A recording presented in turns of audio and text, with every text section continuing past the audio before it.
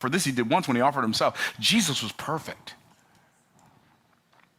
And yet he was not self-absorbed. He was not self-consumed. He was not self-willed. Here's what it tells about Jesus. Let this mind be in you, which was also in Christ Jesus, who being in the form of God, thought it not robbery to be equal with God, but made himself of no reputation, and took upon him the form of a servant. The King of Kings took upon the form of a servant. What is your kingdom assignment? To serve other people. Oh, this is so good. I love how the Bible is just so perfectly fitting together. You have to create value for other people, but in order to do that, you have to value other people enough to find out what they value. By the way, I can tell you where values come from if I have time. I do have time. I can tell you where values come from.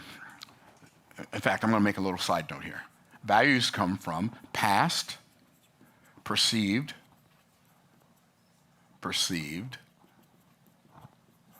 voids. Past perceived voids create present pursued values. What does that mean? If I feel like something was missing in my past, then I will value it in my present.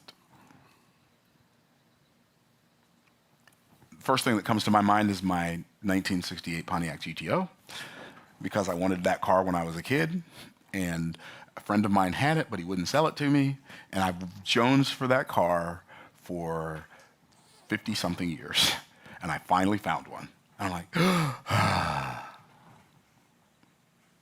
why? Why do I want to? It's not as comfortable as any other car I have. It doesn't have air conditioning. It's a convertible, but it doesn't have air conditioning. It doesn't have seat belts. If any car ever needed an airbag, that car needs an airbag with that hard steering wheel, but it doesn't have an airbag. Like, what is it? It was missing in my past. And maybe somebody was missing encouragement in their past, and you can come by and give them some encouragement and make a difference in their life.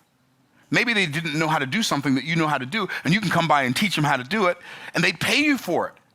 And they value it because they wanted to learn how to do it their whole life and never had the opportunity to learn how. Do you see how this works together?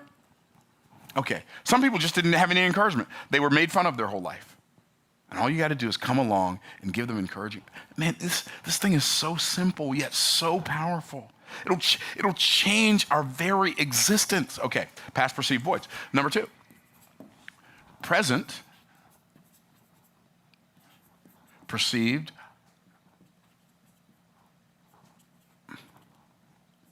value. Present perceived virtues. Thank you. Virtues create present pursued values. Man, this is starting to turn into a tongue twister.